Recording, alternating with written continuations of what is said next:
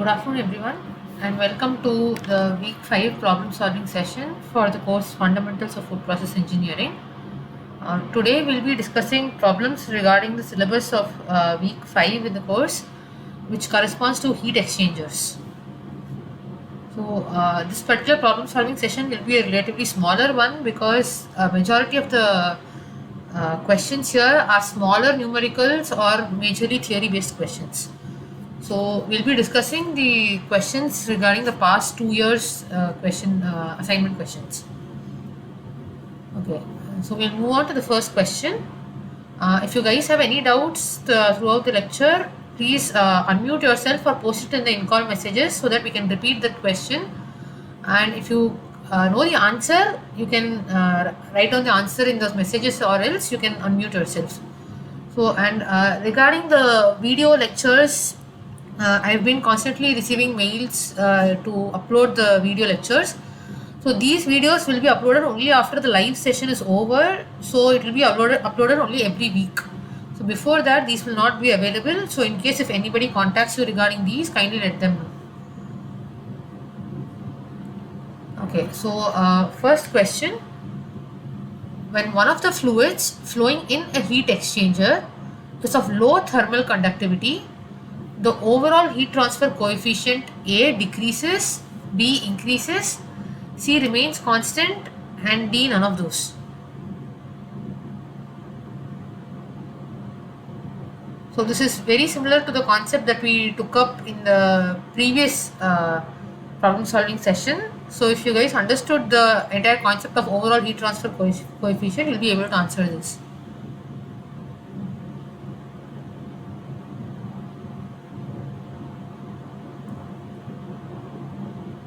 So any clue what the answer is for this question?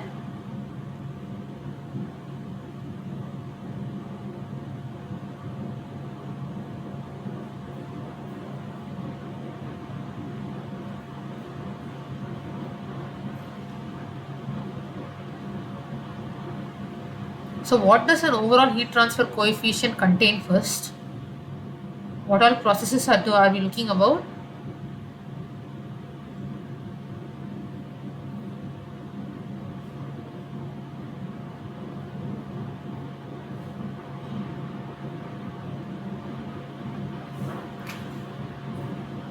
Okay, so this is something that we discussed in the previous problem solving session also. I'm repeating here again.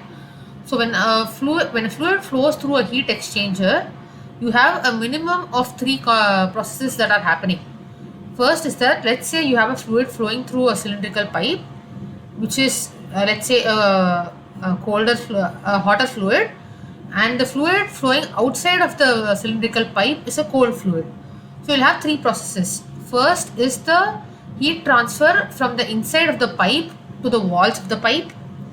The second process is the heat transfer across the walls of the pipe. And the third is the heat transfer from the outer wall of the pipe to the outer fluid. So there are three different processes. First is the heat transfer that happens from the walls of the wall of the pipe to the outside fluid, which is the convection process. Then you have a conduction process where heat has to travel through the walls of the pipe, and then you again have a convection process where the heat will transfer from the bulk fluid to the walls of the fluid. This is provided your pipe has a hotter fluid and the outside of the pipe has a cold fluid. So either ways you have two convection processes and one conduction process. This is the minimum three processes that happen when you're trying to calculate the overall heat transfer coefficient. Apart from this, you have other processes as well. Do you guys have any clue what the other processes are, or what else contributes to the overall heat transfer coefficient?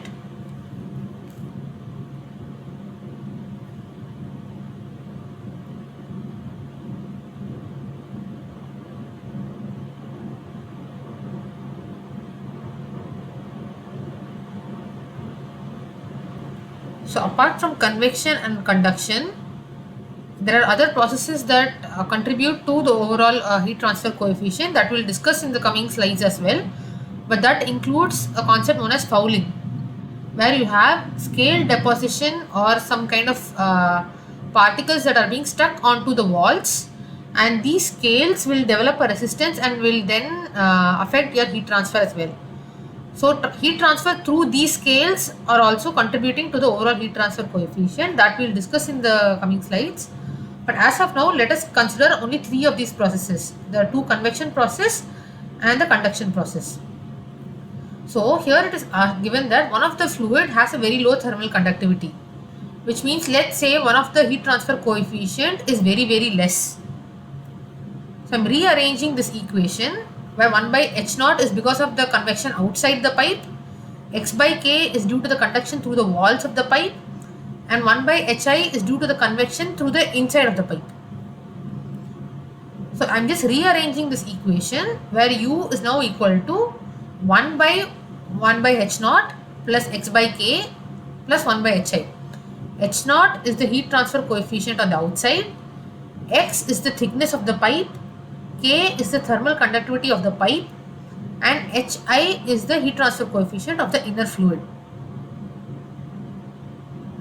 Okay, so now let's say one of the heat transfer coefficient is very less. So let us assume that hi is very less. When hi becomes very less, this entire 1 by hi becomes very large. When 1 by hi becomes very large, the entire denominator also becomes very large. So if the denominator is large, then u will become very less. So basically, if one of the fluids have a low heat transfer coefficient, the denominator in the above equation becomes high, and hence the overall heat transfer coefficient reduces. In other words, the low heat transfer coefficient of one fluid reduces the overall heat transfer coefficient and reduces the total heat transfer rate as well. So is this clear? Any doubt? If one of the fluid is not able to transfer heat properly, that is, if one of the fluid has a low convective heat transfer coefficient, or if the pipe has a low thermal conductivity, then the heat transfer will also become very less, and this can be seen by a reduction in the overall heat transfer coefficient. Is this clear? Any doubt in this concept?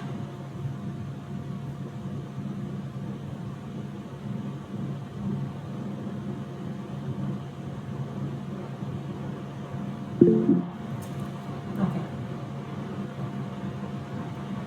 Question 2. The parameter P in a multi-pass heat exchanger is the ratio of A, the rise in temperature of the cold fluid, to the fall of temperature of the hot fluid, B, the fall of the temperature of the hot fluid to the rise of the temperature of the cold fluid, C, the rise in the temperature of the cold fluid to the difference in the inlet temperatures of the two fluids, and D, none of the above. Before we proceed, does anybody know what a multi-pass heat exchanger is?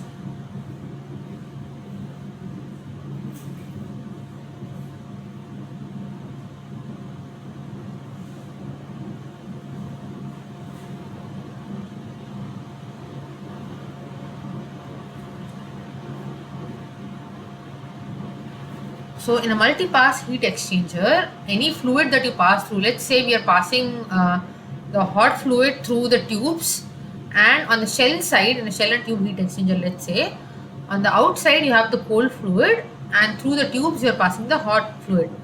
So the tubes, you will have an orientation in such a way that your hot fluid will pass through the shell once and then come back again into the shell. So you will have multiple pass inside the heat exchanger as well. The tubes will go from one end to the other end of the heat exchanger and then come back from other end to the initial end. So you'll have, this is just the two pass heat exchanger. You can have multiple passes as well. You'll have the liquid coming in and going out multiple times through the heat exchanger and then coming out of the heat exchanger finally. So that is what in general terms is multi-pass heat exchanger. So does anybody know what parameter P is?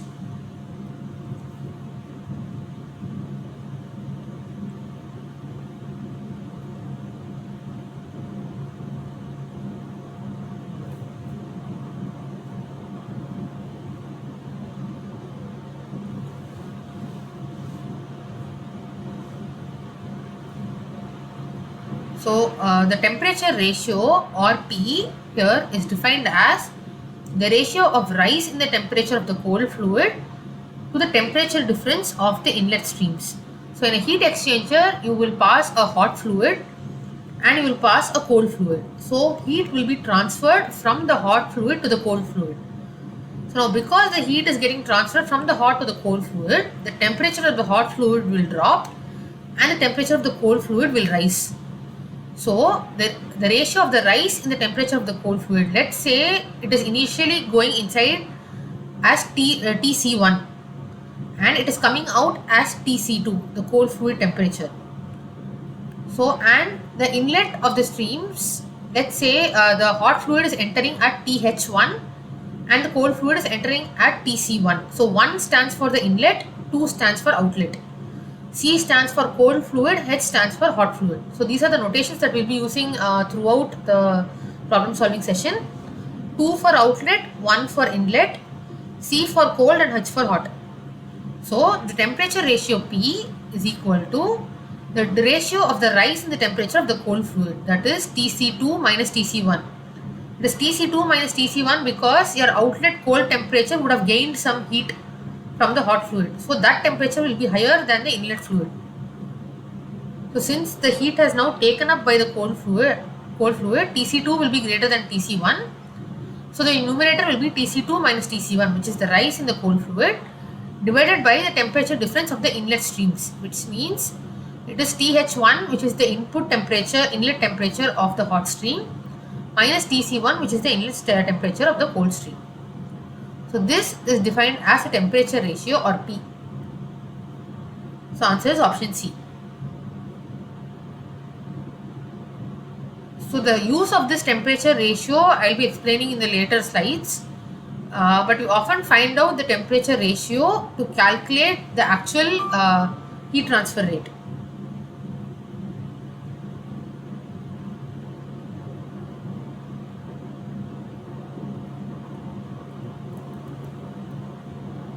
If there's any doubt, kindly let me know. We'll pause and we'll repeat that question again. Okay, question 3. This is also slightly similar to the previous problems that you've been solving so far in the previous week 4. So saturated steam at 120 degrees Celsius with a latent heat of vaporization of 2706.3 kilojoule per kg is used in a shell and tube heat exchanger to heat 10 kgs of water from 60 degrees Celsius at 20 degrees Celsius. Specific heat is given as 4.19 kilojoule per kg degree Celsius. The amount of steam required is A 0.68 kgs, B 0.62, C 0.22 and D 0.28 kgs. So how do you proceed with this question?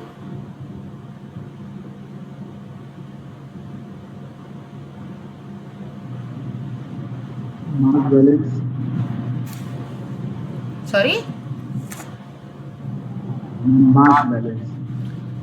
Here you will not exactly do a mass balance because you don't know in a heat exchanger you don't have any streams mixing and there's nothing generated as such. So if you're sending 10 kgs of water, it will come out as 10 kgs heated. If you're sending certain kgs of steam, it will come out as certain kgs. You cannot do a mass balance in heat exchangers. You can do a mass balance in evaporators though. So in case of heat exchangers, you have to do an energy balance. So if you remember the energy balance that we did in the evaporator system, we did Q inlet, that is the energy supplied into the evaporator by the steam, is equal to the energy taken up by the food product. The same concept here also. So first we are discussing the given here. The lambda, which is the latent heat of vaporization, is 2706.3 kilojoule per kg. The mass of the cold fluid that needs to be heated, that needs to be cooled is 10 kgs. Your TH1, I'm sorry, this has to be H here. So temperature is 60 degrees Celsius and Tc2 is 20 degrees Celsius.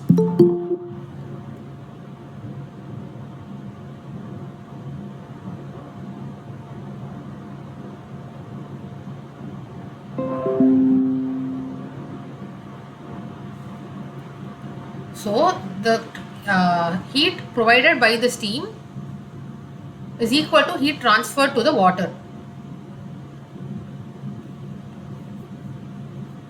So in this case, the heat provided by the steam is something that we have known since week 4. The heat provided by the steam is equal to mass of the steam, which is S in this case, into the latent heat of vaporization. Here the steam undergoes only phase change is what we are assuming. So when there is a phase change, the only heat that it provides is in the form of latent heat of vaporization. There is no temperature change involved. So the Q from the steam is equal to Q to the water. So Q provided by the steam is S into lambda, which is S is the mass of the steam, lambda is the latent heat of vaporization, and the heat that is transferred to the water is MC, which is the mass of the water, CPC is the specific heat of the water, TC2 is the outlet temperature of the water, and TC1 is the inlet temperature of the water. So there's a small issue here. Since steam is getting condensed here, the water will actually get heated. So it is actually 20 and 60 here. The question is slightly wrong. So 10 kg of water is heated from 20 to 60. So TC1 is 20 and TC2 is 60 here. So it's a small problem in the question. We are heating the water here. So TC1 is coming at 20 degrees, and after heating it goes out at 60 degrees Celsius. So that is what we will be substituting here.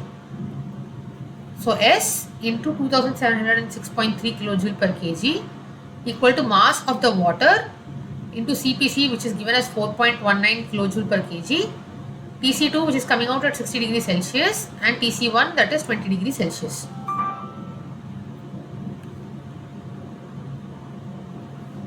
So when you simplify this further, your RHS becomes 1676 kilojoules, and from there you can calculate the mass of the steam required, which comes out to be 0.62 kgs. So answer is option B. So in an evaporator you will use a mass balance because you are splitting the food into vapor and a concentrate. So you have two different outlets, so it makes sense to do a mass balance, whereas in case of a heat exchanger you have a separate pipe for cold fluid, you have a separate pipe for hot fluid, you are not separating anything of any sort. So mass balance does not make sense, so you will have to start with an energy balance in case of a heat exchanger. So answer is option B. Is this question clear?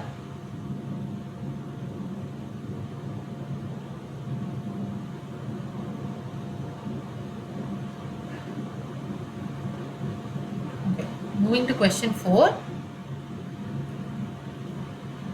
A cross flow heat exchanger has an area of 60 meters square. The overall heat transfer coefficient is 110 watt per meter square Kelvin. The heat capacity of both the cold and the hot stream is 1100 watt per Kelvin. So the value of NTU is dash. So before we go forward with this question, there are multiple concepts that we need to look into. So what are the different types? Do you guys know what is the classification of the heat exchanger based on the flow type or the flow direction rather? How many types of heat exchangers are there with the, if you classify them according to the flow direction? 2 types. Yeah, there are 3 types. So first is the parallel flow heat exchanger, where you will be sending in both the hot and the cold fluid through the same direction. So if this is where your cold fluid is going in, your hot fluid will also enter the heat exchanger in the same direction. That is parallel flow. Second is counter flow, where if you send your cold fluid in one direction, you will send your hot fluid in the opposite direction. That is counter flow. Third is the cross flow. In this case, as you can see here, where the fluids will contact each other at 90 degrees. So if you are sending cold fluid through this direction, your hot fluid will enter at 90 degrees, and hence that is known as cross flow heat exchanger. So these are the 3 types of heat exchangers based on the classification of your flow direction. So that is the first concept. The second concept is NTU. Are you guys aware of what an NTU is?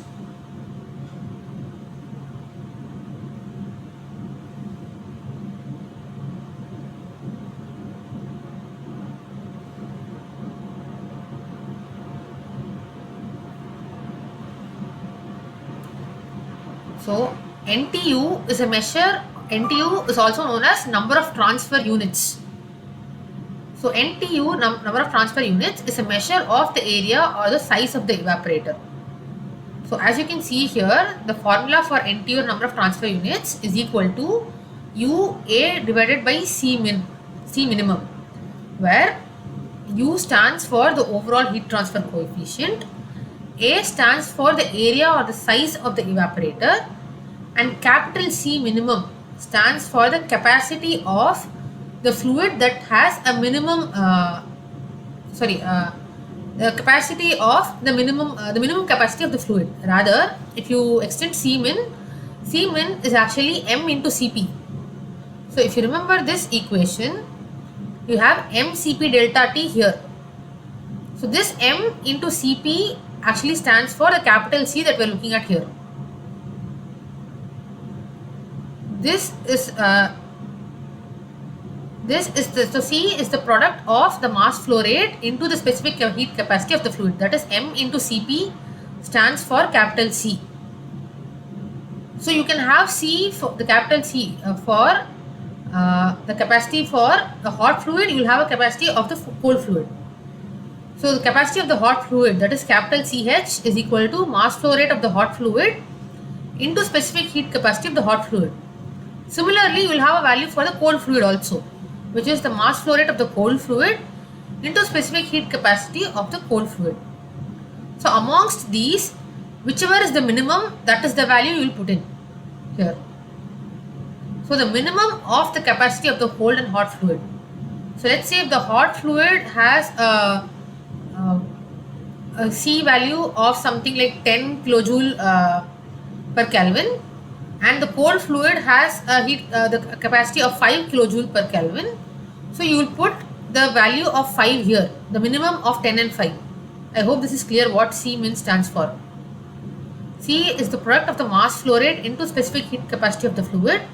So you will calculate for hot fluid, you will calculate for cold fluid, see which one is minimum, and that value you will put it in this formula. So that is what stands for C minimum here. So as you can see here, NTU is directly proportional to the area of the evaporator. So NTU is a measure or gives an idea about the size of the evaporator that we are dealing with. And higher the value of NTU, closer the heat exchanger reaches its thermodynamic limit, which means beyond a value, the heat exchanger will perform the same throughout. It will reach its final limit. So NTU is used to calculate finally the effectiveness of the NTU can be used to calculate the effectiveness of a heat exchanger, which we will look in the coming slides. As of now, what you need to understand is that the number of transfer units gives an idea of the size of the evaporator, and this can be used to calculate the effectiveness of the size of the heat exchanger, and this can be used to calculate the effectiveness of the heat exchanger.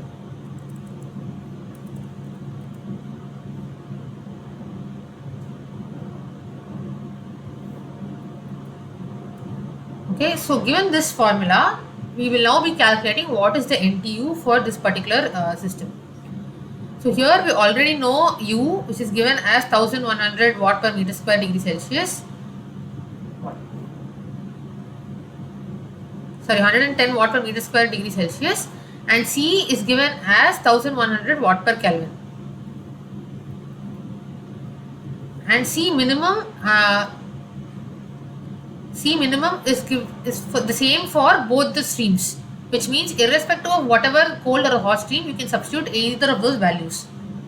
So heat capacity is given as 1100 watt per Kelvin. When you substitute those values, you get 110 into 60 meters square, which is the area, divided by 1100. So that gives an NTU value of 6. Answer is option B. Is this part clear? Any doubt?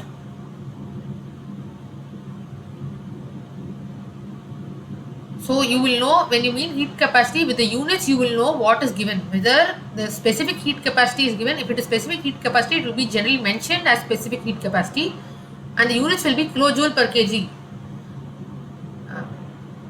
It will be kilojoule per kg degree Celsius. In case of this capital C that we're looking at, the units will be watt per Kelvin. So I hope it is not confusing. If it is specific heat capacity, like in the previous slide, it will be mentioned as specific heat capacity. Specific heat would be mentioned here. Otherwise, based on the units, you can figure out if it is capital C or small c, because both of them will be known as heat capacity. Is this part clear? How to find out C min? What is NTU?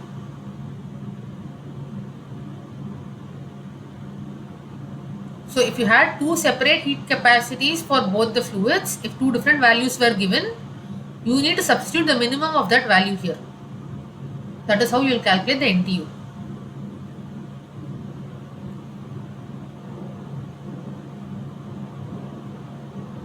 Okay, moving on to question 5. A counter current heat exchanger carrying the same flow rate of the same liquid as hot and cold streams has an NTU or number of transfer units of 3. The effectiveness of the heat exchanger is A 0.6, B 0.5, C 0.4 and D 0.75.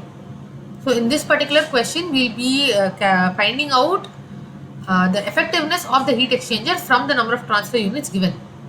So the effectiveness of the heat exchanger can vary according to 3 different things. It can vary according to your number of transfer units that you have.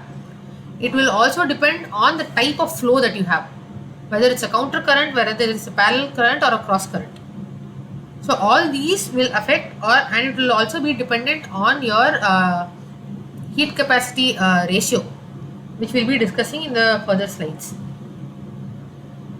But before we proceed, can anybody tell me what do you mean by effectiveness of a heat exchanger?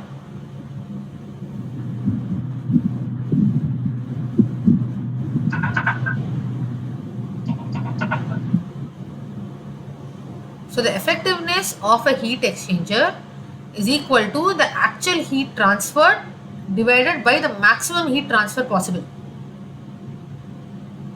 That also we'll be discussing soon. But before that, so if I'm carrying the same liquid and it has the same flow rate, what will be the capital C value for the hot and cold fluid? Will it be the same? Will it be different?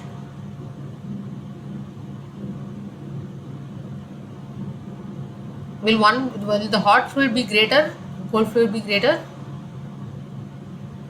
In this particular scenario, what is the capital C value here for the hot and cold fluid?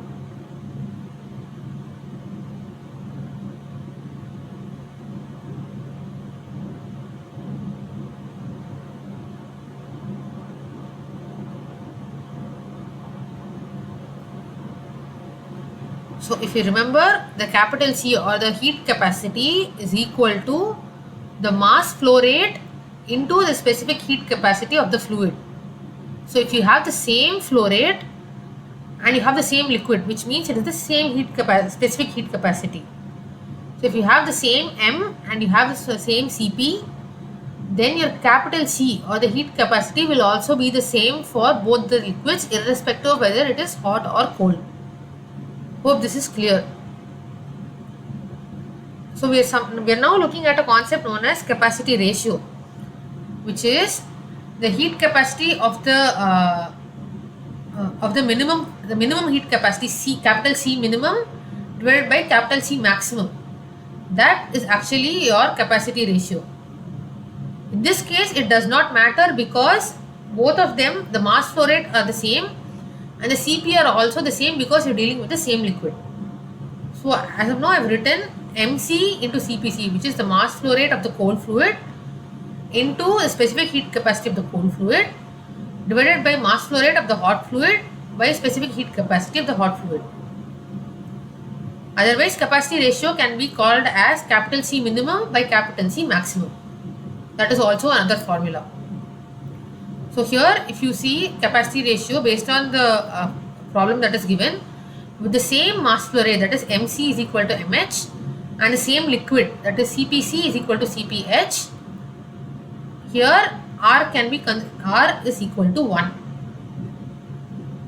So in this case, when r is equal to 1 and you have a counter current heat exchanger, this is the formula of effectiveness. The effectiveness formula will change. Had it been a parallel flow heat exchanger, you will have a different formula. For a counter flow, you will have a different formula. Based on your R value, you will have a different formula. So all these formulas are given in the video lectures. You can go through and note those down. So we'll be discussing some of them in this problem solving session. So there are multiple conditions involved for this formula.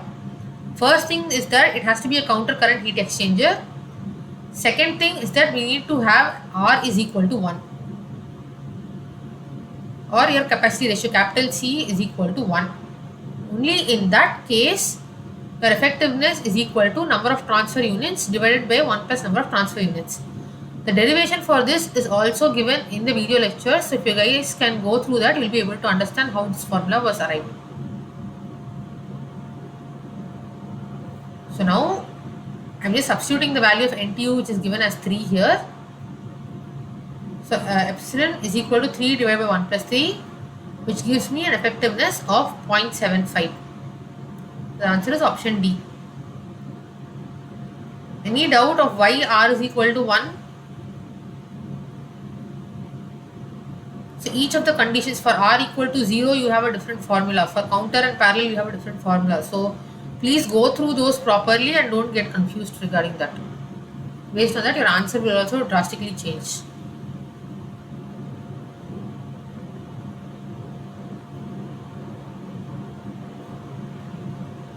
Is this clear?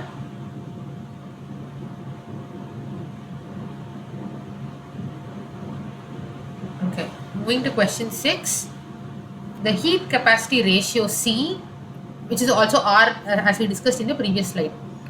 The heat capacity ratio C in a heat exchanger is 0 in the case of A radiator, B preheater, C condenser, and D none of the above. So if you remember the formula, the answer is option C. So if you remember the formula, as I told you, see heat capacity, one other formula of the heat capacity ratio is capital C minimum by capital C maximum. So in a condenser, what you need to remember is that your hot fluid, which will send in as steam, will condense to liquid form. So you are looking at only a phase change. You are not looking at any temperature change for the hot fluid in a condenser. The same goes for a boiler as well. When you are looking at a boiler, there will only be a phase change of the cold fluid from liquid to vapor. The temperature will not change. So when you have one liquid that undergoes only a phase change and no temperature change, for that you can consider that Cmax is almost equal to infinity, because there is no temperature change at all. So the heat capacity that is required, the C, capital C, which includes the mass flow rate into the heat capacity, is almost infinite. Because ideally when you heat up a fluid, you would want the temperature to change. Accordingly your Cp will be changing. If you guys remember the definition of a specific heat capacity, specific heat capacity is the amount of heat required to increase the temperature by 1 degree Celsius for a 1 kg sample.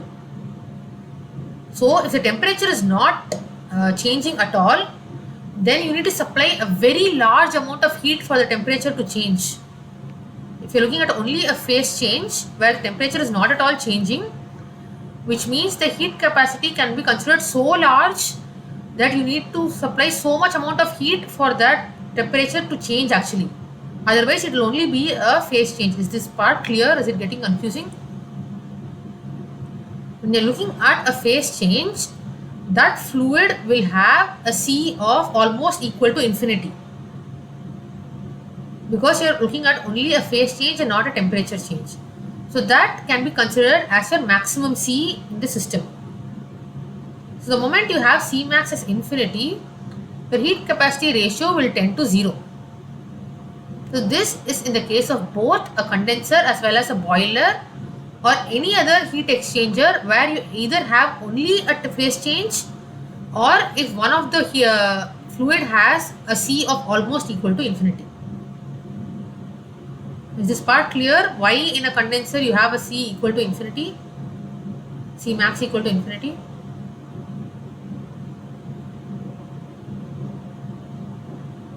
If there's any part that needs to be repeated, kindly let me know. We'll repeat this part again because this concept will be time and again coming, and this will help in calculating the effectiveness also. So in order to prevent confusion, there's a generic formula for effectiveness which is given in the video lectures. In that generic formula, you can just substitute capital C based on the kind of heat exchanger you're looking at. So if you're looking at a condenser or a boiler, you can just substitute capital C as 0 and you can arrive at the effectiveness formula. So you need to understand how to calculate the heat capacity ratio of a heat exchanger, and in case of a condenser or a boiler, it is equal to 0. So answer is option C.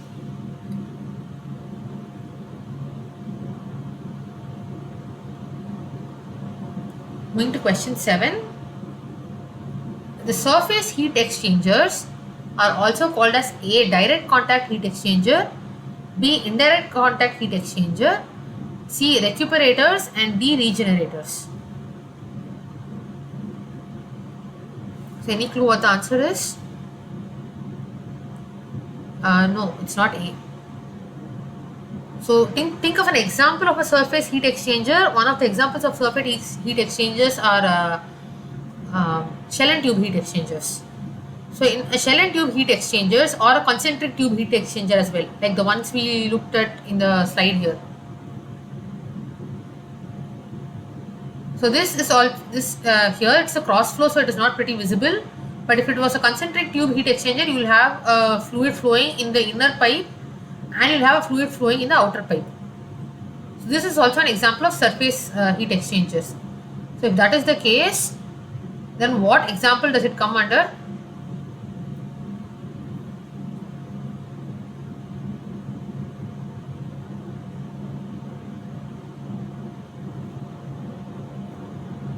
It's actually option C here.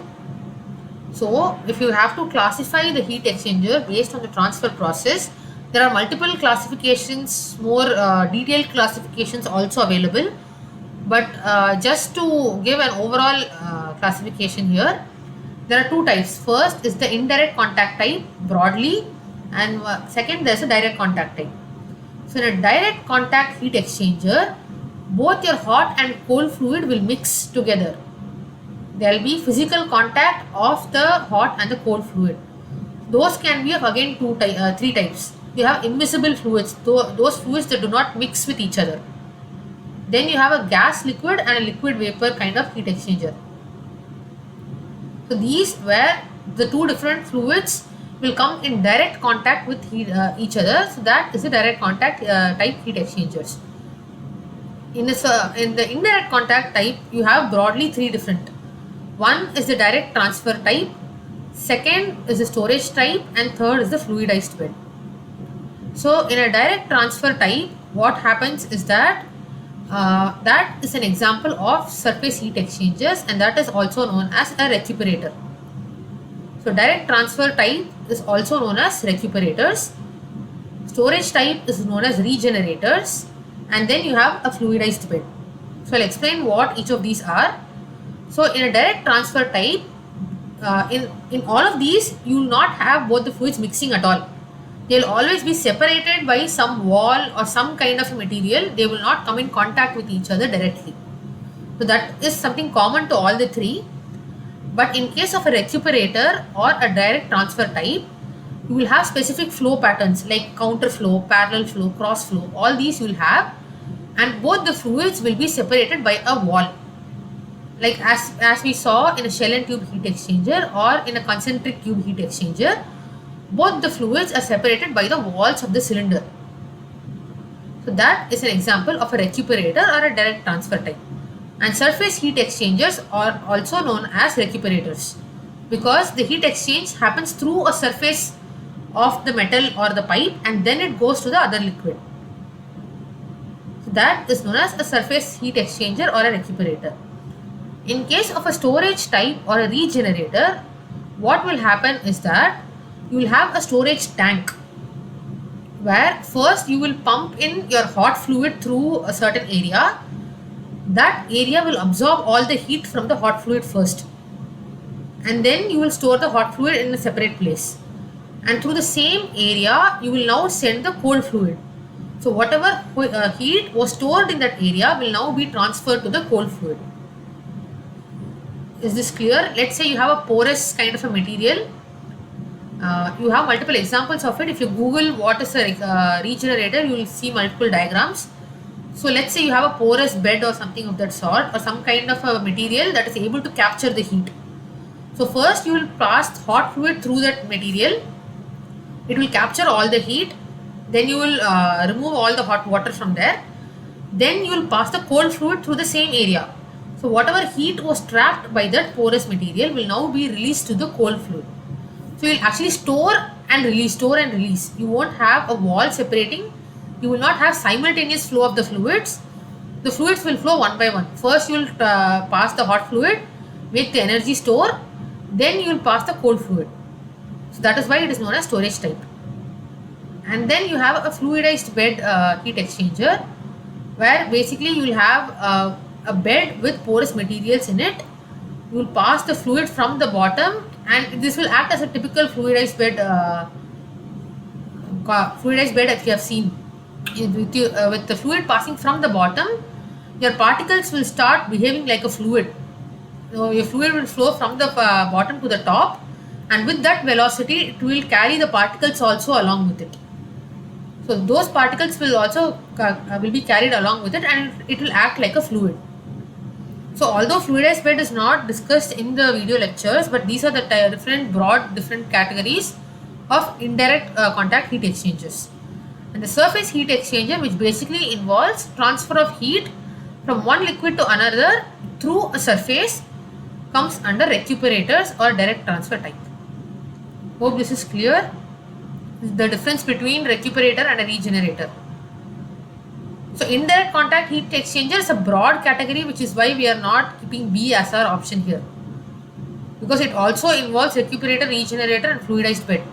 But surface heat exchanger specifically corresponds to only recuperators. So the answer is option C. Any doubt in this? Anything that needs to be cleared here?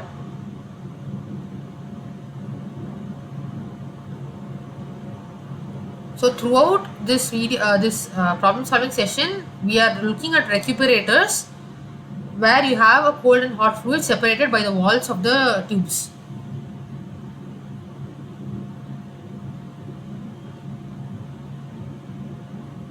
Okay, if there is no more doubt, I'll proceed to the next question. Question 8. The LMTD in case of a condenser dash for counter and parallel flow heat exchanger will remain the same, will not be equal, cannot be determined, none of the above. So before we proceed, can anybody tell me what is an LMTD? Log mean temperature difference. Yeah. So in a log mean temperature difference is what is used to calculate the heat transfer happening in a heat exchanger.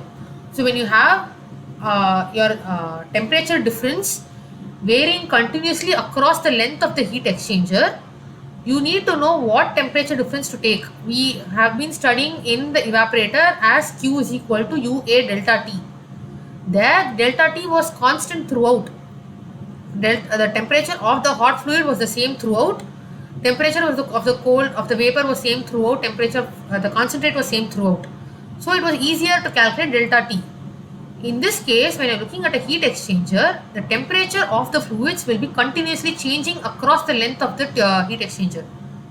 Your temperature of the hot fluid will keep on dropping. Temperature of the cold fluid will keep on increasing. So in that case, you need to figure out what delta T to consider. So one of the delta T that we consider is the log mean temperature difference, also known as LMTD. So in this case, what would be the answer here for the condenser?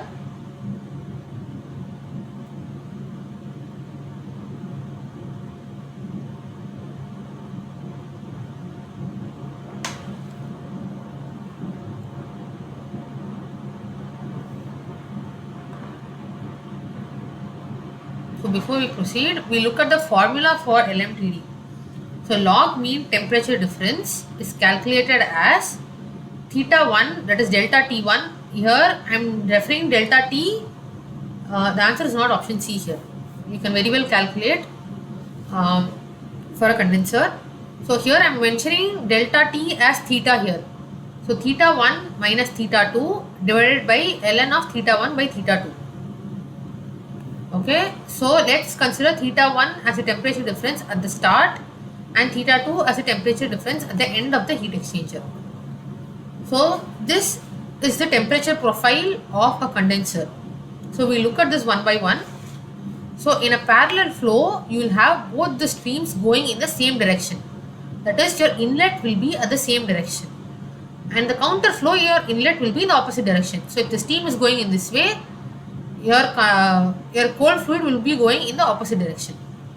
So if you can see the arrow marks here, this will tell you this is parallel and this is counter. Okay, this is the first thing. So the second thing is that in a condenser, you are condensing the steam into liquid. So there is only a phase change, there is no temperature change, which is why you see a flat line here. It's parallel to the x-axis basically. So your temperature does not change. Your THI is equal to THO. But because the heat is getting transferred from the steam to the cooler fluid, the temperature of the cold fluid will rise though. So TCI will be the inlet temperature and your heat will be transferred from the steam to the condensing liquid. So the temperature of that will rise to TCO. This is in case of a parallel heat exchanger. In case of a counter heat exchanger, since the cold fluid is coming in the opposite direction, TCI will be here. And as you pass through the heat exchanger length, your heat will be transferred from the steam to the cold fluid and that will rise and give TCO. So anytime when we are looking at LMTD, you first need to know how to draw these temperature profiles, otherwise it will be very confusing to calculate what is theta 1 and theta 2. So theta 1 is always the region where it is entering, theta 2 is the region where it is exiting. So theta 1 here is the temperature difference at the start. Here it is, we'll look at each and every flow pattern one by one. So for a parallel flow, if you look, theta 1 is equal to TH minus TC1. Since the temperature is the same for a condenser, your THI is equal to THO or your TH1 is equal to TH2 rather. So I am just writing it as TH.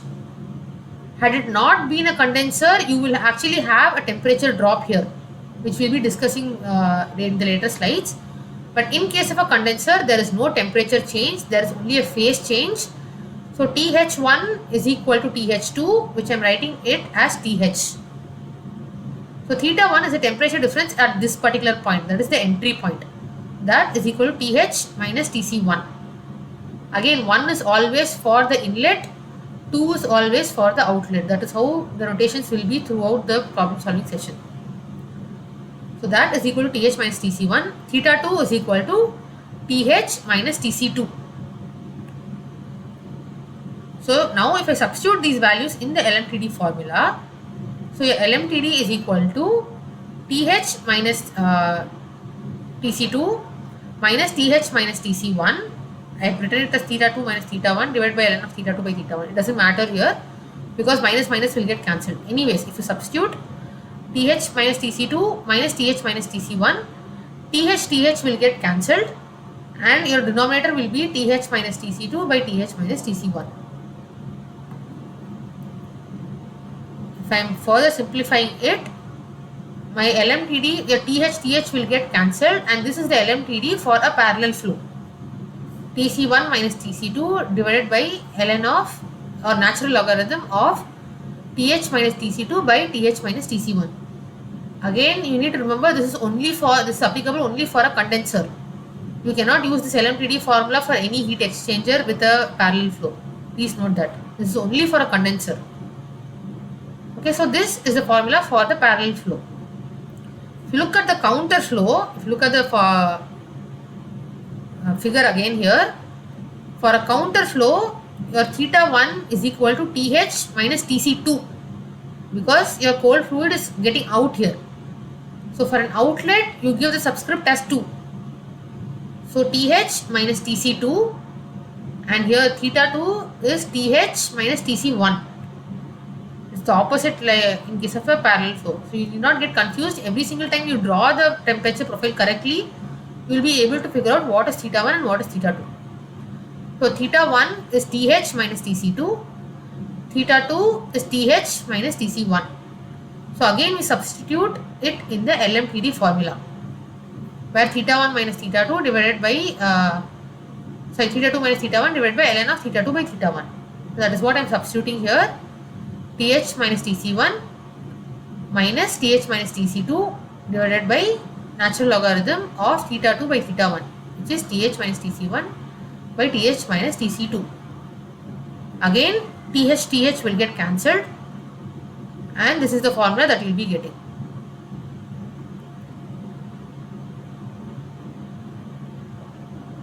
So if I put a minus here, you can flip the this thing. So Tc1 minus Tc2, and minus ln of this will become Th minus Tc2 by Th minus Tc1. So in case of condensers or boilers, LMTD is the same irrespective of the flow arrangement of counter or parallel. This is getting very confusing, the LMTD formula. What you need to know is the formula for LMTD and how to draw this temperature profile. So it can either be theta 1 minus theta 2 divided by ln of theta 1 by theta 2, or it can be theta 2 minus theta 1 ln of theta 2 by theta 1. It doesn't matter, it's going to give you the same value. But all you need to do is correctly calculate what is theta 1 and what is theta 2, and you can substitute it in the formula, and you can find out that in case of a condenser or a boiler where there is only a phase change happening, in those cases your LMTD will be the same irrespective of the kind of flow that you are looking at, parallel or counter. So the answer to this question is that the LMTD will remain the same for counter and parallel flow heat exchanger. Is this part clear? I will be uploading the slides today itself, so you can look through these derivations in a pretty slow manner according to your pace. But is there any doubt how to calculate theta 1 and theta 2?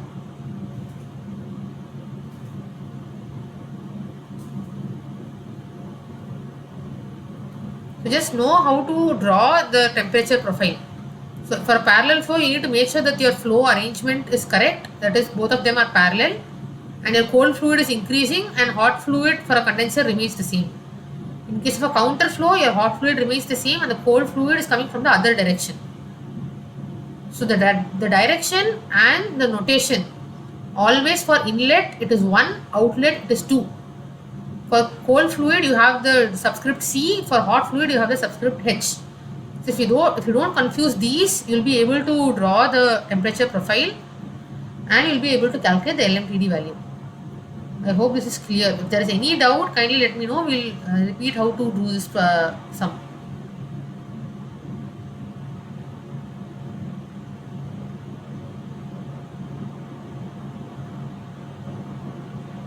Any doubts?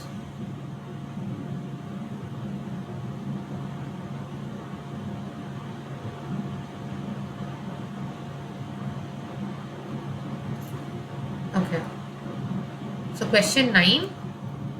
The overall heat transfer coefficients for a clean heat exchanger and a dirty heat exchanger are 2.408 into 10 power 3 watt per meter square Kelvin and 1.788 into 10 power 3 watt per meter square Kelvin respectively. The fouling factor will be, and there are 4 other options given here. So before we proceed, what do you mean by fouling here?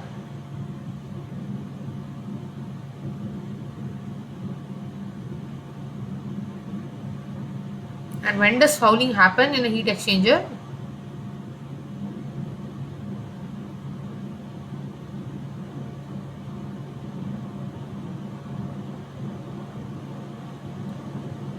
So as your heat exchanger is continuously being used and the fluid is continuously being heated, you will have a lot of deposition on the tube outside and the inside as well.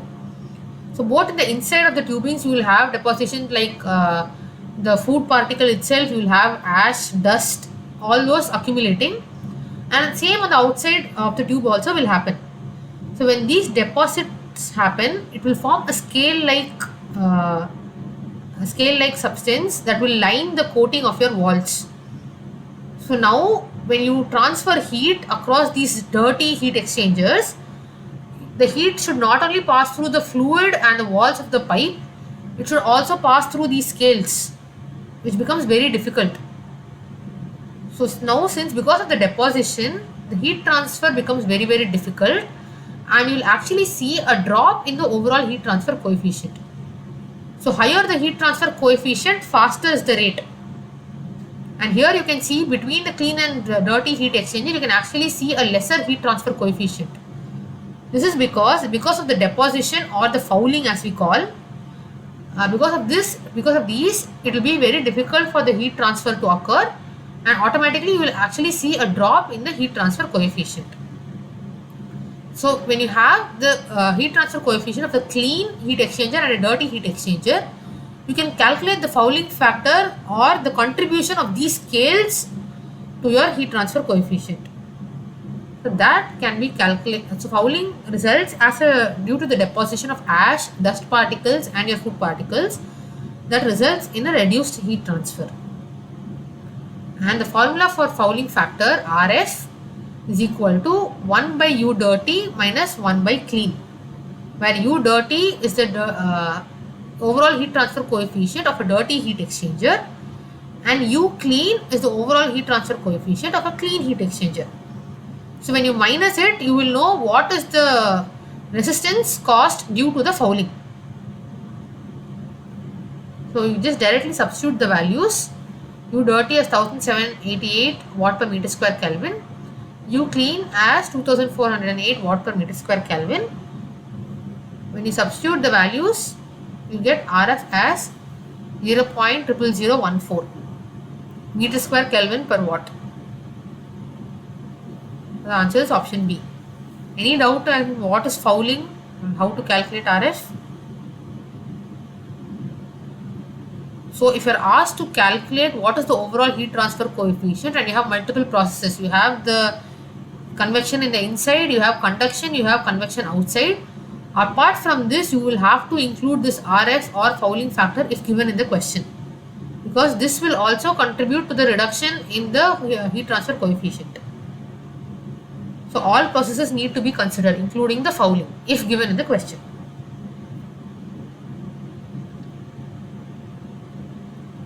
Okay, moving to question 10. Water is heated from 35 degrees Celsius to 75 degrees Celsius by an oil of specific heat of 1.9 kilojoule per kg Kelvin. The fluids are used in a counter flow double pipe heat exchanger, and the oil enters at 110 degrees Celsius and leaves at 75 degrees Celsius. We need to find the log mean temperature difference. So anytime you are asked to find the log mean temperature difference, the first thing you need to do is first note down which one is TC1, which one is TC2, which one is TH1 and TH2, and then accordingly draw a temperature profile. So this is the first step that you will do in solving these problems. So you have the hot fluid which enters at 110 degrees Celsius. So since it is a hot fluid and it is entering, this will be your TH1, which is 110. And since the hot fluid is leaving at 75 degrees Celsius, this will be TH2. And your cold fluid is entering at 35 degrees Celsius, so this will be TC1. It is leaving at 75 degrees Celsius, which means this is TC2. So So now that you know which one is TH1, TH2, TC1 and TC2, next thing you will do is draw a temperature profile. So that will be temperature against the length of the heat exchanger. So as you can see here, since it's a counter flow given here, your hot fluid will enter in one direction, your cold fluid will enter in the other direction. This is the second point that you need to look into. So in this case, your hot fluid is dropping from 110 degrees Celsius to 75 degrees Celsius, and your cold fluid is increasing from 35 degrees Celsius to 75 degrees Celsius in the opposite direction, because this is counter flow. So now that we have drawn a temperature profile and have verified, we need to calculate what is LMTD. And according to the formula, LMTD is equal to theta 1 minus theta 2 divided by the natural logarithm of theta 1 by theta 2. So can anybody tell me what is theta 1 here?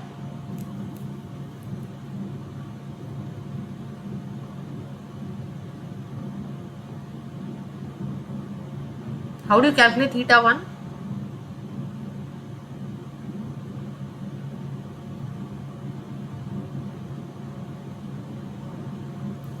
Yeah. So theta 1 is the temperature difference at the inlet, which is TH, in this case TH1 minus TC2, because hot is entering, cold is leaving. So TH1 minus TC2, which is 110 minus 75 degrees Celsius, which is 35 degrees Celsius. And theta 2 will be the temperature difference at this end, which is TH2 minus TC1, which is 75 degrees Celsius minus 35 degrees Celsius, which is equal to 40 degrees Celsius. So now if you substitute the values, you will get, I have swapped this as theta 2 minus theta 1 by ln of theta 2 by theta 1. Both are correct. Minus minus will get cancelled even if you substitute directly like this. So you need not worry about the formula. Just make sure whatever is here will be the numerator here. So if it is theta 1 minus theta 2, keep theta 1 by theta 2. If it is theta 2 minus theta 1, keep it as theta 2 by theta 1 here. Just make sure you don't swap those. So LMTD is equal to 40 minus 35 degrees, which is theta 2 by theta 1, divided by ln of theta 2 by theta 1. This is giving me a value of 37.44 degrees Celsius, which is option B. Is there any confusion in the LMTD formula? Even if you substitute 35 minus 40 divided by ln of 35 by 40, it will give you the same answer. You just need to calculate theta 1 and theta 2 correctly, and that will come from drawing the temperature profile. So if there is any doubt in drawing the temperature profile and figuring out what is TH1 and what is TH2, kindly let me know, because this is a problem that is very frequently asked in the assignment questions.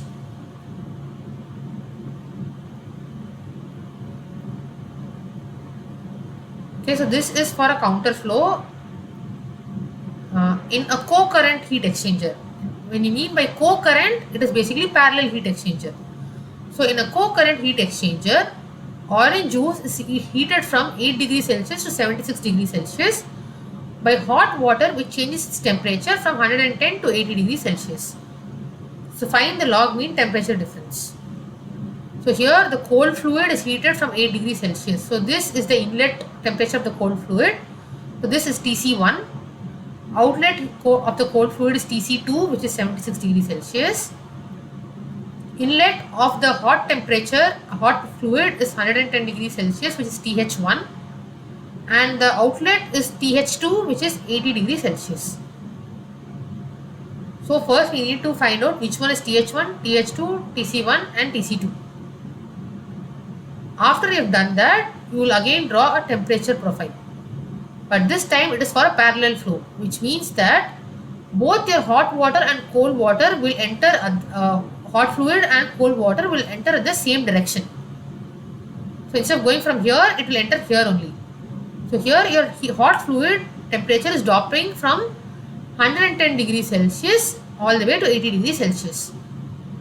And in the same direction, your cold juice is getting heated from 8 degrees Celsius to 76 degrees Celsius. So now you need to calculate theta 1 and theta 2 for these conditions. to calculate the log mean temperature difference. So what is theta 1 in this case?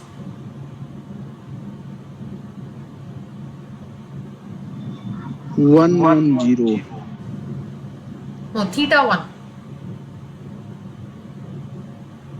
TH1 is 110. Theta 1 is the temperature difference. Yeah, 102. So theta 1 is TH1 in this case minus TC1. So don't get hold up on this formula, because it will vary according to your parallel flow and counter flow. You can rather draw a temperature profile and calculate theta 1 and theta 2, because that will be less confusing for sure. So 110 minus 8 degrees will give you 102 degrees, which is theta 1. Theta 2 is 80 minus 76, which will give me 4 degrees Celsius. So now if I substitute it in LMTD formula, which is 4 minus 102 divided by ln of 4 by 102, which gives me 30.26 degrees Celsius. The answer is option A. So if you will notice, if you will put the same values in a counter flow, that is in the opposite direction, you will actually see that the LMTD is higher for a counter flow. So which is why if LMTD is higher for a counter flow, the heat transfer will also be higher, because heat transfer is equal to UA into delta T of LMTD. So if LMTD is higher, your heat transfer will also be higher. And this is always the case for a counter flow. Always your counter flow will have a higher LMTD when compared to your parallel flow, as long as it is not a condenser or a boiler. That also needs to be taken care of. In a condenser or a boiler, your LMTD will be the same irrespective of the kind of flow that you are looking at. In a normal heat exchanger, your LMTD of your counter flow will always be greater than the LMTD of your parallel flow, which is why people often prefer counter flow when compared to the parallel flow, because that will have a higher heat transfer rate.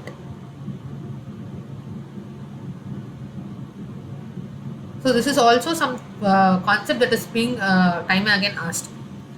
Okay, moving to question 12. Use a correction factor F to calculate the rate of heat transfer in case of A parallel flow heat exchanger, B counter flow heat exchanger, C cross flow heat exchanger, and D none.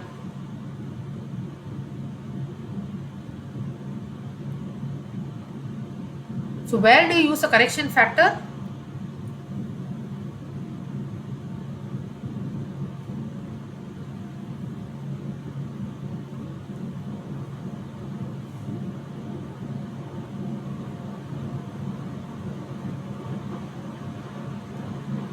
So in a cross flow heat exchanger, both the fluids are coming at a 90 degree angle. So if your cold fluid is coming in this direction, hot fluid will come in the 90 degree direction. In case of a parallel and a counter flow, your heat transfer is equal to UA LMTD alone, delta T LMTD alone. But when you are looking at a cross flow heat exchanger which is coming at a 90 degrees, you need to include something known as a correction factor, which is known as F. So now you will have an additional term that you are multiplying here, which is U into A into F into delta T LMTD.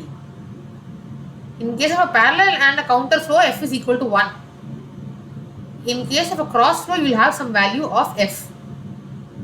So here Q is the heat transfer rate, U is the overall heat transfer coefficient, A is the area of the heat exchanger, F is the correction factor, and T LMTD is the delta T LMTD, or the log mean temperature difference that we have been calculating all these while.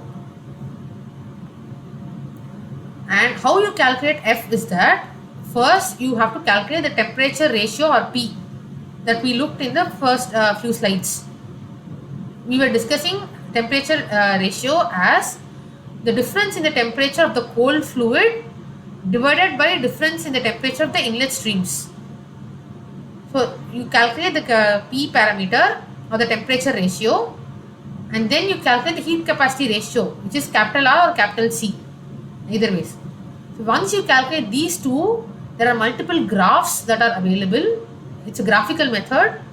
multiple graphs are available based on the kind of heat exchanger that you're dealing with. Whether it's a single pass shell and tube heat exchanger, whether it's a multiple pass, single shell, double pass, or two tube multiple heat exchangers. So based on the kind of heat exchangers, you'll have multiple graphs. So once you calculate P and R, for a certain P and a certain R, a particular F value will be given in the graph. From that graph, you will have to substitute it back inside the equation and then calculate the heat transfer rate. So an example is actually given in the video lecture. So if you go through the video lecture, you'll be able to understand the correction factor more, and you will be able to have a look at the graphs as well. So the graphs will vary based on the P value, the R value, and the kind of the heat exchanger that you're looking at. And this is applicable for a cross flow heat exchanger. The answer is option C.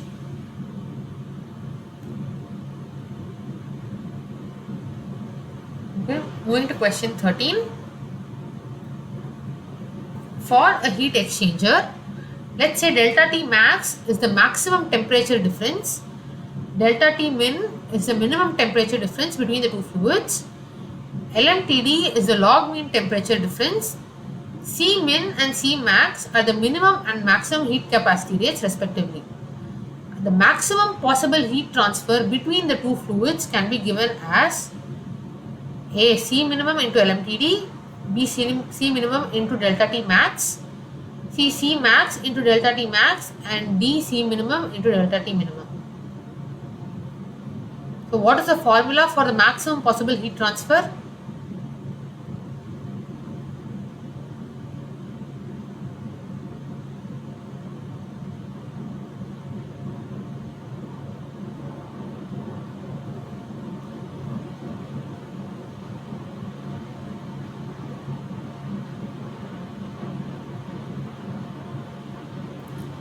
Okay, so you have one thing known as the heat transfer that actually occurs in the heat exchanger due to multiple reasons: the convection, the fouling, the conduction and all. And then there's something maximum heat transfer that you could possibly happen in that particular heat exchanger. So that involves two parameters. One is the maximum heat transfer occurs for the fluid that for C min and the temperature difference that is equal to TH1 minus TC1. That is, your Q max can be calculated as C min, that is the heat capacity rate of the minimum of the heat capacity rates. As I told you, you calculate the capital C, that is mass flow rate into specific heat capacity. That is how you calculate capital C. So you calculate capital C or the heat capacity rate for the cold fluid separately and for the hot fluid separately, and then you figure out which of these fluid has a minimum C value. That value you will substitute here as C min. So C min into TH1, which is the inlet hot temperature, minus TC1, which is the inlet cold temperature. So this will be actually the maximum temperature difference possible throughout the heat exchanger, because your hot fluid will always be reducing its temperature from now on, and the cold fluid will always be increasing its temperature from now on once it enters the heat exchanger. So TH1 minus TC1 will actually be the maximum temperature difference that is possible inside the heat exchanger. So that is equal to Q max is equal to C minimum into delta T max. Is this part clear? Is it getting confusing? Kindly let me know, otherwise we can stop and we can repeat that part again. Your hot fluid will be the hottest at TH1, your cold fluid will be the coldest at TC1. So this will be the maximum temperature difference possible inside the heat exchanger. So Q max is equal to C minimum into delta T max. The answer is option D.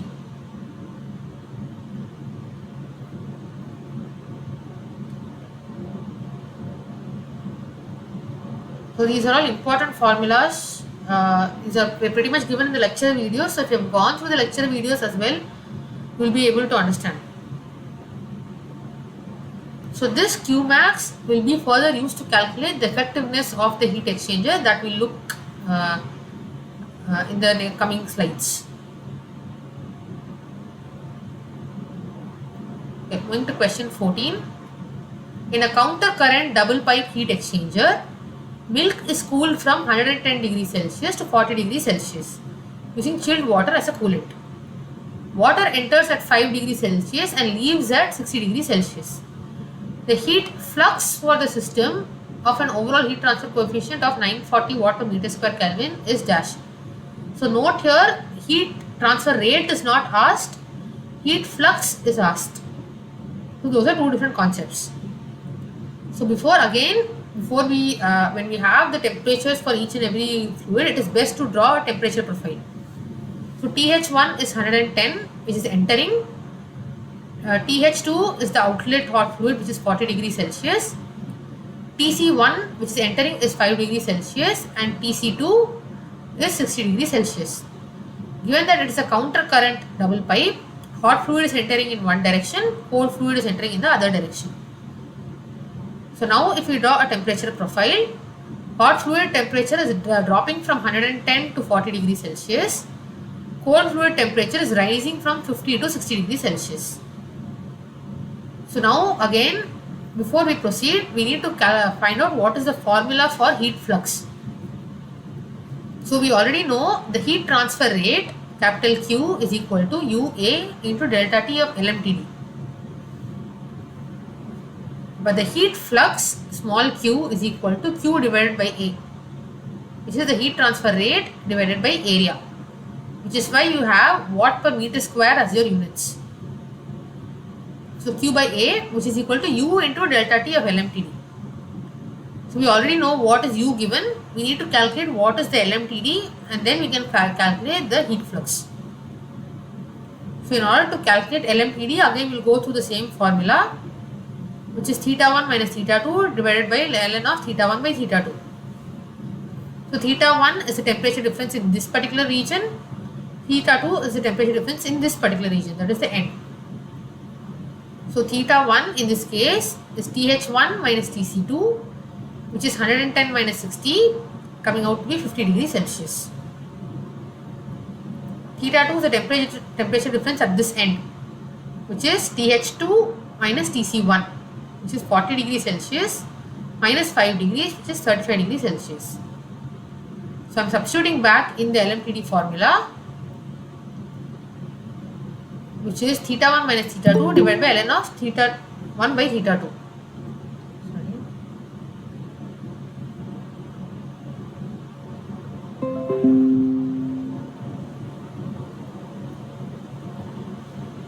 So with that, you can calculate as LMTD as 42.05 degrees Celsius. So you, as per the formula, heat flux is equal to U into delta T of LMTD. You substitute the value of U here given in the question as 940. You calculated the LMTD as 42.05. That gives you a heat flux of 39,527 watt per meter square. That is closer to your option D.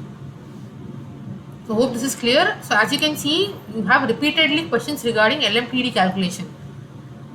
So unless and until you understand how to denote which is TH1, TH2, TC1, TC2 and draw the temperature profile, without that you cannot calculate LMTD. So please make sure that you understand these concepts. If you have any doubts, kindly let me know. Okay, moving to question 15. This is very similar to the problem that we had. The fouling factor here is given as 0.00014 meter square Kelvin per watt. The overall heat transfer coefficient of a clean heat exchanger is 1600 watt per meter square Kelvin. The overall heat, we have to calculate the overall heat transfer coefficient of a dirty heat exchanger. This is the same question that has been asked twice in a row consecutive years. So again, RF is equal to 1 by U dirty minus 1 by U clean. U dirty will always be less than U clean. So if I substitute the values, RF is equal to 0.00014 equal to 1 by U dirty minus 1 by U clean. From there we can calculate U dirty as 1307.19. Is it going too fast? Should I slow down? Please let me know if you want me to slow down and discuss it a bit more slowly.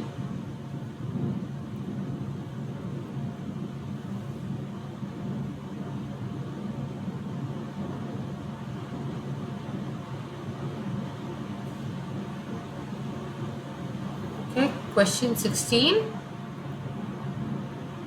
Okay. Statement 1. In a cross flow, the hot and cold fluid in heat exchanger comes in the opposite direction, and in a mixed cross flow in a surface evaporator, the hot and cold fluids mix with each other for heat transfer. Now, which of these statements are true and which of them are false?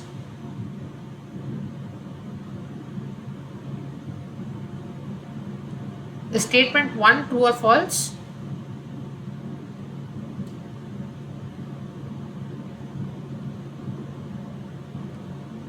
Yeah, the statement 1 is false because in a cross flow, the hot and cold fluids flow at 90 degrees in the heat exchanger. Only in a counter current flow, you will have the fluids flowing in an opposite direction. So statement 1 is false. What about statement 2? In a mixed cross flow in a surface evaporator, the hot and cold fluids do not mix with each other. So the name is kind of misleading in this case. So when you're looking at cross flow here, when you mean unmixed, you'll have, let's say the fluids are flowing through the pipe in this direction, that is towards yourself.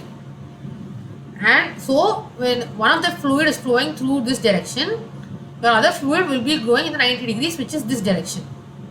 So as you can see here, the fluids that are going in the perpendicular direction do not mix with each other because there are plates attached here. If you can see here, between two plates you will have the fluid flowing in the 90 degrees. So the fluid flowing through the between the first plate and between the second and third plate will not mix with each other. That is what you mean by unmixed cross flow. When you mean mixed cross flow, you will not have these plates at all. You will just pass fluid through this direction and it will mix all over the place. And the other fluid will be going inside the pipe in the 90 degree fashion. Are you able to see the difference between an unmixed and a mixed? In unmixed, you will have plates so that the other fluid will also not mix with each other. In case for mixed cross flow, one of the fluid will be completely mixing with itself and the other fluid will come through the pipe. So in a mixed cross flow, the hot and cold fluid do not mix with each other. Only one fluid will mix with itself to maintain uniform temperature throughout the heat exchanger. Hence statement 2 is also false.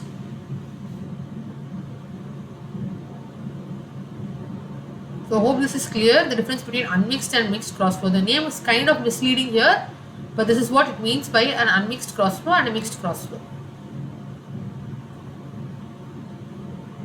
So here both fluids are unmixed.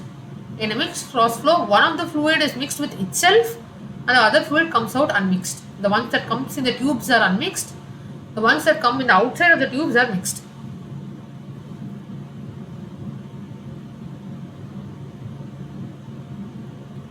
So answer is option C. Moving to question 17.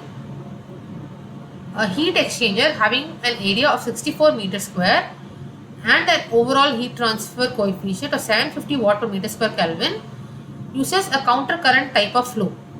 This is very similar to the previous question that we had, except that here we need to find the heat supply to the system. So the temperature of the cold fluid changes from 10 degrees Celsius to 55 degrees Celsius. So TC1 is 10 degrees, TC2 is 55 degrees. Whereas that of the hot fluid changes from 100 degrees Celsius to 55 degrees Celsius. So TH1 is 100 degrees Celsius, TH2 is 55 degrees Celsius. We need to find out the heat supply to the system.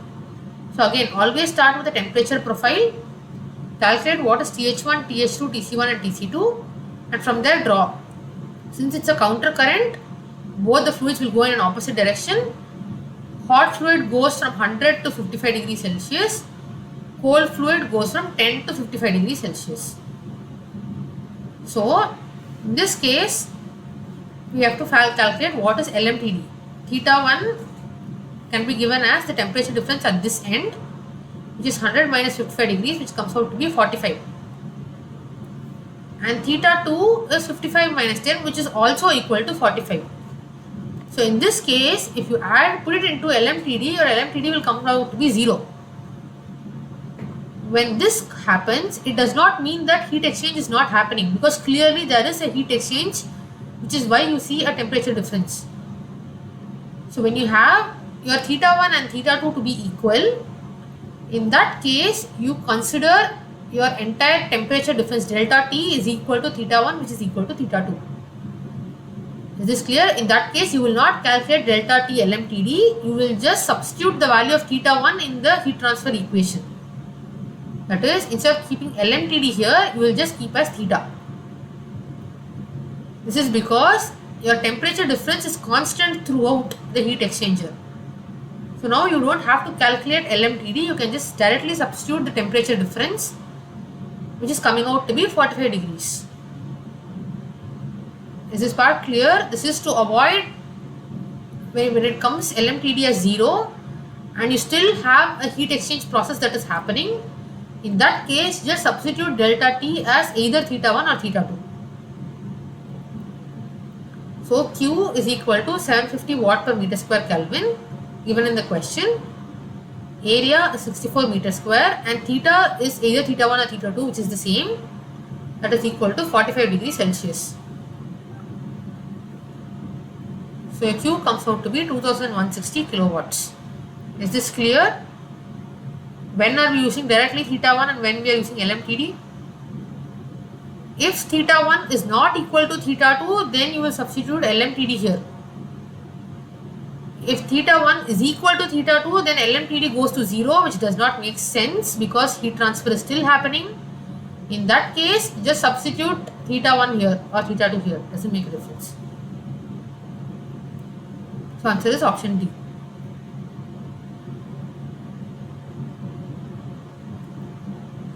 Question 18. In which of the following type of heat exchanger the heat transfer occurs by mixing of the fluids, that is direct contact or physical contacts of the fluids? A. Steam injection heat exchanger, shell and tube heat exchanger, plate heat exchanger, and D. Double tube heat exchanger.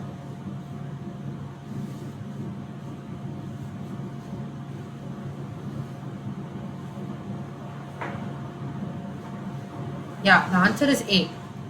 So in a direct contact heat exchanger, both the fluids are mixed together. So if you are sending in cold liquid or cold food here, you will have a high pressure steam that is acting as a hot fluid that will be directly sprayed or injected into the cold fluid. So both of them will mix and then you will get a single product as a heated product. So that is what happens in a steam injection where direct mixing takes place. The rest of these three, the shell and tube heat exchanger, plate heat exchanger and double tube heat exchanger, you have a wall of the tube that separates the two fluids. So these are actually surface heat exchangers or your recuperators that we have been discussing in the previous questions. Only steam injection heat exchanger is a direct contact heat exchanger.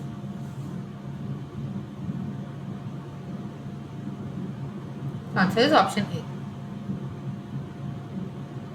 Hope this is clear. I hope I am not going too fast. If I am going too fast, please let me know. Question 19.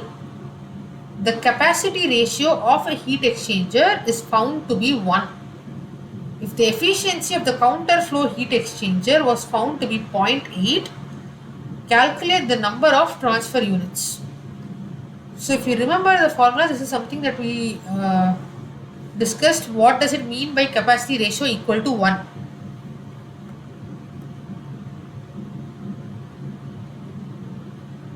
So when you mean that the capacity ratio is equal to 1, it means that the mass, the M into Cp of the hot fluid is equal to M into Cp of the cold fluid. So this, if you remember, this is the heat capacity ratio. So here it is C minimum by C maximum here. So let's say, let's just assume that for the cold fluid has a minimum this thing. So MC into CPC is equal to MH into CPH. That is the case when R is equal to 1. And when R is equal to 1 and you're looking at a counter flow heat exchanger, this is the same problem that we discussed previously. At that time we had the number of transfer units, we had to calculate what is the efficiency. Here we have the efficiency and we have to calculate the number of transfer units. So in a counter flow heat exchanger and R is equal to 1, both the value of R and the kind of flow that we are looking at is important. So in a counter flow heat exchanger and R equal to 1, your efficiency is equal to NTU divided by 1 plus NTU, where NTU is the number of transfer units. And again, NTU will give you an idea of the size of the heat exchanger, if you remember. So now we substitute the value of the efficiency here, which is given as 0.8. That is equal to NTU divided by 1 plus NTU. If you solve the value, you get NTU is equal to 4, or number of transfer units equal to 4. Answer is option C. So make sure to understand, to remember the formula for the efficiency. And under what condition is it read? This is actually a simplified formula. Under R equal to 1 and a counter type, this is a simplified formula. The general formula is pretty big, but you need to remember that so that you can then narrow it down according to the conditions given in the question. Okay, moving to the last question. The effectiveness of a parallel and a counter flow heat exchanger is of the same value in A, radiator, B, condenser, C, preheater, and D, none of the above.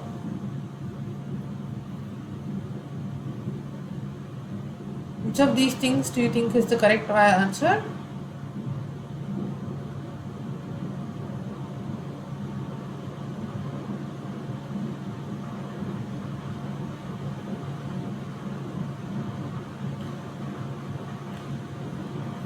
So in order to answer this question, you need to know what is the general formula for the effectiveness of a heat exchanger. So this is the general formula given for an effective heat exchanger, which is different for a parallel flow and a counter flow.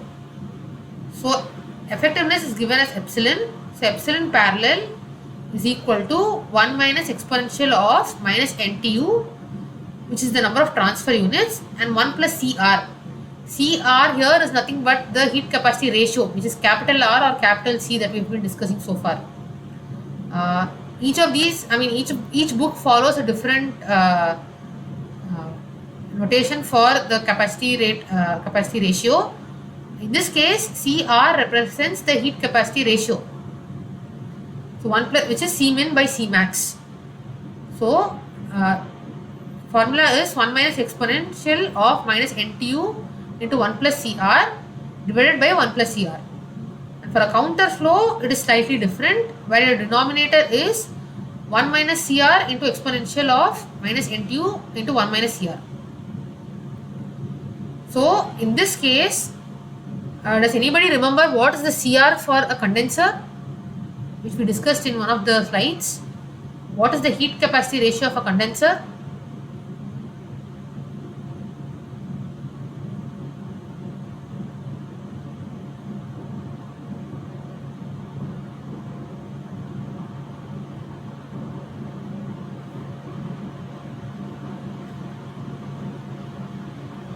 So the heat capacity ratio for a condenser, which is C minimum by C maximum, is 0 for a condenser, because we are looking at only a phase change. We are not looking at any temperature change at all.